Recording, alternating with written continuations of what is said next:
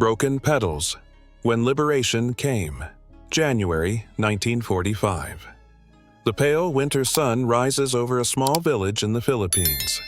Dawn light filters through palm fronds, illuminating a row of simple wooden structures behind barbed wire. Inside one such building, 23 women huddle on thin straw mats, their hollow eyes fixed on the wooden walls as artillery thunder grows louder in the distance. Each woman wears a thin cotton yukata numbered like cattle. Their faces, Korean, Chinese, Filipino, share the same vacant stare, the thousand-yard gaze of those who have lived too long in hell. Rain patters against the tin roof as American shells explode in the distance. For the Japanese imperial forces retreating through this small Philippine village, defeat inches closer by the hour for the women imprisoned in the garrison's comfort station. The sounds of approaching American forces bring neither hope nor fear, merely numb anticipation of what new masters might bring. After years of systematic rape and abuse, these women, euphemistically called comfort women by their Japanese captors, had learned to expect nothing but further exploitation. The brutal system of sexual slavery implemented by the Japanese Imperial Army represented one of the darkest chapters in the history of modern warfare. Between 1932 and 1945, an estimated 50,000 to 200,000 women and girls were forced into sexual servitude in Japanese military brothels that operated throughout occupied territories in Asia. These women, primarily from Korea but also from China, the Philippines, Indonesia, and other occupied countries, were often coerced through deception, abduction, or false promises of legitimate work opportunities. The Japanese military had established these comfort stations with several objectives: to prevent their soldiers from committing random sexual violence against local populations, to reduce the spread of venereal diseases, to boost troop morale, and to prevent security leaks.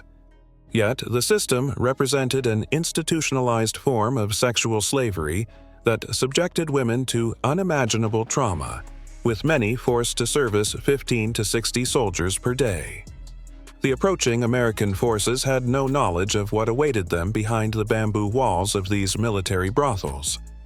Most American GIs had been indoctrinated with propaganda depicting Japanese soldiers as ruthless savages, fighting to the death rather than surrendering.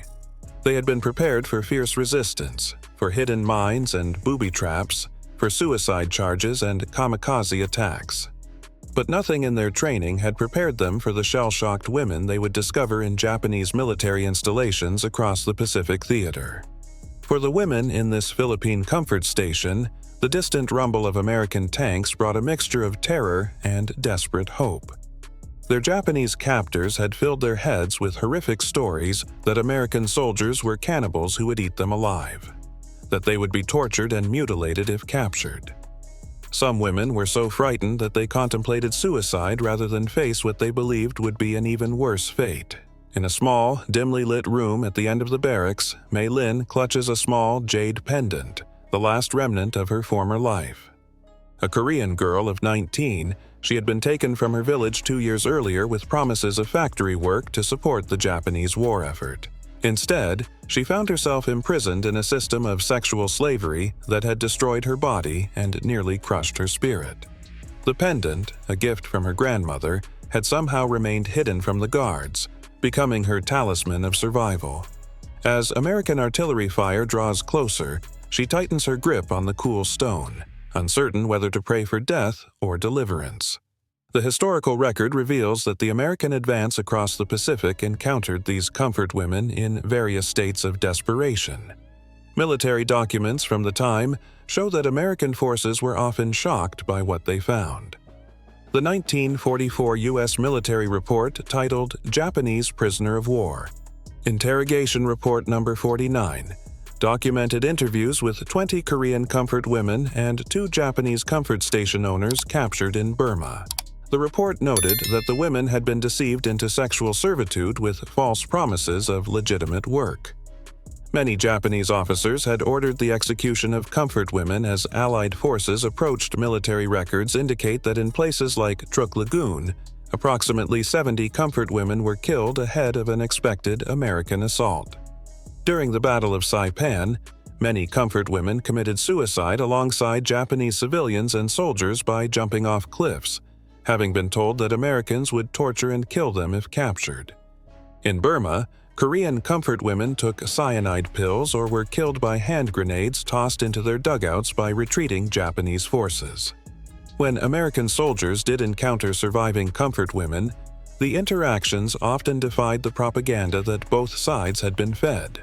For the American GIs, many of them young farm boys from the Midwest or factory workers from industrial cities, the discovery of these broken women forced them to confront a different kind of war crime than they had been prepared to find. February 3, 1945. The village has fallen to American forces after minimal resistance. Staff Sergeant James Miller, a 23-year-old from Nebraska, leads his squad through a systematic search of the abandoned Japanese garrison. His boots crunch on shattered glass as he approaches the last building in the compound. The door hangs half open, creaking in the morning breeze. Miller raises his M1 Garand rifle, signaling to his men to be alert as he pushes the door fully open. The smell hits him first. The unmistakable stench of unwashed bodies, human waste, and desperation. As his eyes adjust to the gloom, he makes out the huddled forms of women pressed against the far wall, some covering their faces, others staring back with empty eyes.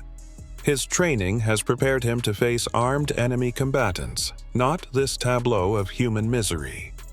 "Jesus Christ," he whispers, lowering his weapon, Ekins. "Get the medic." The historical encounter between American soldiers and comfort women represented a profound clash of expectations and realities. For the women who had survived years of systematic rape and abuse, the Americans were initially seen as simply new potential abusers. Years of trauma had conditioned them to view all soldiers as threats. Many Japanese officers had told these women that Americans would rape and kill them, a projection of their own crimes that served as a final act of psychological warfare. For their part, many American soldiers had been raised in communities with conservative moral values. Their exposure to the brutal reality of institutionalized sexual slavery forced them to confront the depths of human cruelty in ways that even the violence of the battlefield had not prepared them for. Military records and oral histories reveal that many American soldiers responded with compassion rather than exploitation, their reactions shaped by both their own moral frameworks and by strict military protocols that had been established to prevent abuses during occupation. In the small comfort station in the Philippines, Mei Lin watches with trepidation as an American medic approaches her. Unlike the Japanese soldiers who had used her body without ever meeting her eyes, this young man crouches to her level, his movements slow and deliberate. He offers her a canteen of water and a chocolate bar, simple items that nonetheless represent the first gifts she has received in years that came without expectation of sexual servitude in return. "It's okay," the medic says softly, though he knows she likely doesn't understand his words. "You're safe now." The chocolate bar becomes a recurring symbol throughout their interaction, representing the stark contrast between American abundance and the starvation conditions these women had endured.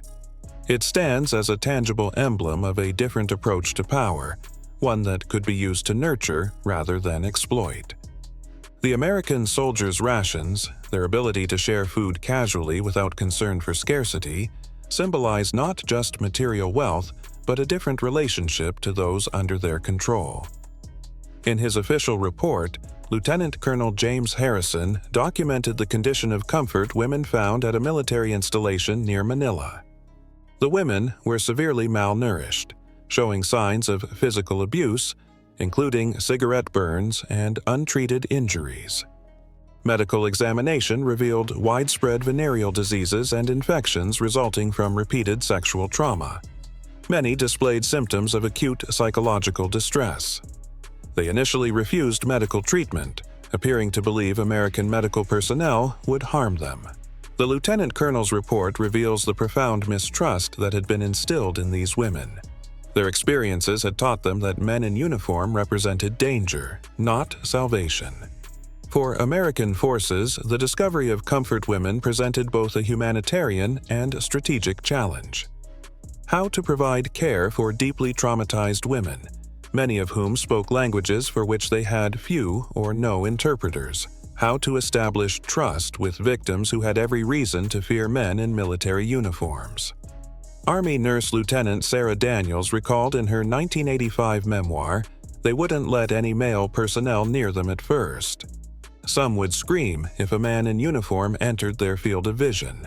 We had to create all-female medical teams whenever possible. The women were terrified that we were simply preparing them for American soldiers, that they were being transferred from one group of captors to another." As American forces established more secure control over liberated territories, protocols evolved for handling the complex situations presented by comfort women. Military documents show that American commanders generally ordered that these women be treated as victims of war crimes and provided with medical care, food, and protection. Translation difficulties often complicated these efforts, as did cultural barriers and the profound trauma the women had experienced. April 1945. In a field hospital set up in a former school building, Mei Lin sits on the edge of a clean cot, watching American nurses tend to other rescued women. 2 months have passed since her liberation, and the physical wounds have begun to heal. She has gained weight, the hollows in her cheeks filling out as regular meals restore what years of deprivation had taken. But her eyes still dart nervously when male voices carry from the hallway, her body tensing in anticipation of violations that no longer come. An American female interpreter approaches with a clipboard. "The Red Cross is helping locate your family," she explains in halting Korean. "They want to know if you wish to return home." Mei Lin's hands twist in her lap. Home.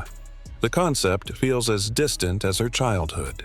How can she return to her village, carrying the shame of what was done to her? How can she face her family, knowing the uses to which her body was put? The stigma of sexual slavery would mark her as permanently defiled in a culture that prized female chastity above all else. The transformation in how these women viewed themselves and their futures represents one of the most profound psychological impacts of their experiences. Historical records and survivor testimonies reveal that many comfort women chose not to return to their home communities after liberation, fearing rejection and ostracism. The shame associated with sexual violence, a burden placed on victims rather than perpetrators, prevented many from reclaiming their former identities. For Mei Lin and women like her, the end of physical captivity did not represent true liberation. Cultural attitudes toward female sexuality and purity created invisible prisons that would confine many survivors for decades. The American Liberation Forces, for all their material resources and good intentions, could not erase the social stigma that awaited these women if they returned home. This stigma was so powerful that many survivors maintained silence about their experiences for decades after the war. It wasn't until the early 1990s, nearly half a century after the war's end, that former comfort women began publicly sharing their stories, breaking a collective silence maintained not just by Japanese denial, but by their own community's unwillingness to acknowledge their suffering. June 1945. The Pacific War continues to rage, but in this small field hospital, a different kind of battle unfolds: the struggle to rebuild lives shattered by systematic sexual violence. Mei Lin has become an informal leader among the former comfort women, her improving English allowing her to serve as a bridge between the women and their American caretakers. Today, she sits across from Captain Robert Williams, an intelligence officer tasked with documenting war crimes. Between them on the table lies a plate of American crackers, another symbol of abundance that contrasts sharply with the starvation rations of the comfort stations. Mei Lin picks one up, examining its perfectly uniform shape before taking a small bite. Food remains precious to her. Each meal a reminder that her body is now her own again, to nourish rather than be used. "We need to understand what happened," Captain Williams explains gently. "Your testimony can help ensure justice." Mei Lin nods slowly, though she has no real belief in the possibility of justice. What punishment could possibly balance the scales against what was taken from her and so many others? Still, she begins to speak, her voice growing steadier as she provides the details that will eventually form part of the historical record of Japanese war crimes.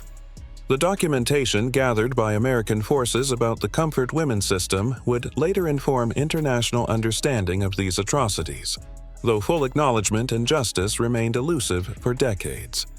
While the Tokyo War Crimes Tribunal addressed some Japanese war crimes, the comfort women system received insufficient attention, with most perpetrators escaping prosecution. The American documentation efforts revealed a complex reality, where Japanese propaganda had depicted Americans as bloodthirsty monsters who would rape and murder captured women. The reality was far different. Military regulations strictly prohibited sexual contact with local women in occupied territories, with enforcement varying by unit and commander. While violations certainly occurred, no occupying force in history has a spotless record. The systematic sexual slavery instituted by Japanese forces had no equivalent in American military policy. For many comfort women, the most profound shock came not from abuse at American hands, but from the absence of such abuse.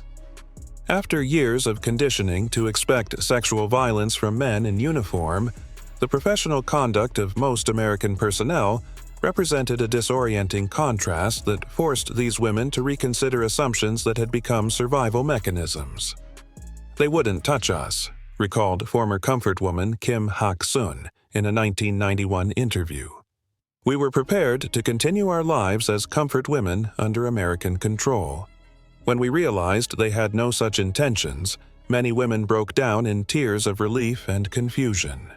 After years of daily rape, the absence of violation was itself a kind of shock. This testimony highlights a tragic reality. For these women, sexual violence had become so normalized that its absence was disorienting. Their identities had been reduced to sexual objects for so long that being treated as human beings requiring medical care, food, and dignity represented a profound psychological reorientation. August 15, 1945. Emperor Hirohito's surrender announcement crackles over radios throughout the Pacific. In the recovery center where Mei Lin and 30 other former comfort women now live, the news is met with complex emotions. The war that destroyed their lives has ended, but what awaits them in the peace to follow? For Mei Lin, the jade pendant she managed to keep throughout her ordeal has become a symbol not just of her past, but of a possible future. As American occupation authorities work to repatriate displaced persons throughout Asia, she's made a decision that surprises even herself. She will not return to Korea, to the village that would view her as damaged goods. Instead, she has applied to work as a translator for the occupation forces, her facility with Japanese, Korean, and now English making her valuable in ways that have nothing to do with her body. The sound of American military boots in the hallway no longer triggers her flight response. The chocolate bars and crackers freely given have become mundane rather than miraculous. And in this normalcy, in the daily interactions where her mind rather than her body is valued, she has begun to reclaim something of herself that the war had nearly extinguished. The diverse paths taken by comfort women after liberation reflect the complexity of recovery from profound trauma. Historical records show that while some women did return to their home communities, often maintaining silence about their experiences, others built new lives in different locations. Some found work with occupation authorities or relief organizations, using language skills acquired during their captivity to forge new identities. The American occupation of Japan brought its own contradictions regarding sexual exploitation. While American forces had helped liberate comfort women throughout Asia, the occupation authorities tacitly permitted the establishment of a similar system for their own troops. With the approval of occupation authorities, the Japanese government established the Recreation and Amusement Association, RAA, which recruited Japanese women to work in brothels serving American soldiers. This hypocrisy reveals the limited understanding of sexual exploitation as a human rights issue in the immediate post-war period. While American forces had been horrified by the Japanese comfort women system, their own leadership failed to apply the same moral standards to arrangements that, while technically voluntary, were born of similar power imbalances and economic desperation. September 1947. 2 years after the war's end, Mei Lin stands on the deck of a transport ship approaching San Francisco. Her work as a translator for American occupation authorities has led to an opportunity few former comfort women ever received: sponsorship to study in the United States. The jade pendant still hangs around her neck, but it is no longer her only possession. She carries a small suitcase containing clothes, books, and letters of recommendation. As the Golden Gate Bridge emerges from the fog, she thinks about the women she has left behind, those who returned to families in Korea, those who remained in Japan, those who ended their own lives unable to bear the burden of their memories. She alone among the women from her comfort station is making this journey toward a new life across the ocean. The transformation she has undergone is not simply from victim to survivor, but from object to subject, from a woman defined by what was done to her to a woman actively charting her own course. The American soldiers who refused to treat her as a sexual commodity had inadvertently delivered a more profound liberation than they realized. In their restraint, in their adherence to different standards than their enemies, they had created space for her to reclaim her humanity. The jade pendant catches the sunlight as San Francisco grows larger on the horizon. Mei Lin touches it briefly, acknowledging both what was lost and what remains possible. The American dream awaiting her may prove as complicated as her journey so far, but she faces it not as a comfort woman, but simply as a woman, carrying her wounds but no longer defined by them. The epilogue of this story reflects both historical possibilities and lasting truths. While few former comfort women had opportunities as dramatic as overseas education, the post-war period did offer various paths to rebuilding shattered lives. Some found employment with occupation authorities or international organizations. Others married and built families, often keeping their past experiences secret even from their spouses and children. Many suffered lifelong physical and psychological consequences, including sterility resulting from untreated infections and sexual trauma. The most profound silence around comfort women would persist for decades after the war. The Japanese government long denied official involvement in the comfort station system, claiming these were private brothels rather than military institutions. It wasn't until the 1990s that a significant public reckoning began, spurred by surviving women who broke their silence to demand acknowledgement and compensation. The American encounters with comfort women in the Pacific War reveal a complex historical truth that even in humanity's darkest chapters, individual choices matter. While some Japanese soldiers participated in a system of sexual slavery, others showed small kindnesses within that brutal framework. While some American soldiers treated local women as conquests, many others responded to human suffering with compassion and restraint. The jade pendant that Mei Lin carried throughout her ordeal represents something profound about human resilience, the capacity to preserve essential pieces of identity even through the most dehumanizing experiences. Like that small stone, something within the human spirit resists complete erasure, maintaining the possibility of renewal even after profound violation. For the comfort women who encountered American soldiers who refused to perpetuate their exploitation, this restraint offered a glimpse of a world where men in power might choose not to abuse it, a vision of freedom more profound than simply changing captors. In the chocolate bars and medical care freely given, in the absence of expected violation, these women experienced not just physical liberation, but the first steps toward reclaiming their dignity and autonomy. The freedom that arrives with liberation is never complete or uncomplicated. The women who survived the comfort stations carried the wounds of their experiences for life, just as the societies that failed to acknowledge their suffering carried the moral debt of that failure. But in the moment when expected exploitation did not materialize, when American soldiers responded to vulnerability with restraint rather than predation, a different kind of liberation became possible. Not just freedom from chains, but freedom to imagine a world where human dignity might one day be universally honored. In the endless fields of history's atrocities, these moments stand like small green shoots, not erasing the devastation around them, but testifying to the possibility of renewal and the enduring capacity of the human spirit to begin again, even after the most profound violations. The story of the Comfort Women reminds us that while humanity's capacity for cruelty may seem bottomless, so too is our capacity for resilience, for compassion, and ultimately for hope. Thank you for following this profound and difficult story of survival and unexpected humanity. If this narrative moved you, please subscribe to the channel for more untold stories from history. Leave a like if you appreciate these important historical accounts, and share with others who value understanding the complexities of war and human nature. Your support helps us continue bringing these essential stories to light. See you in the next episode.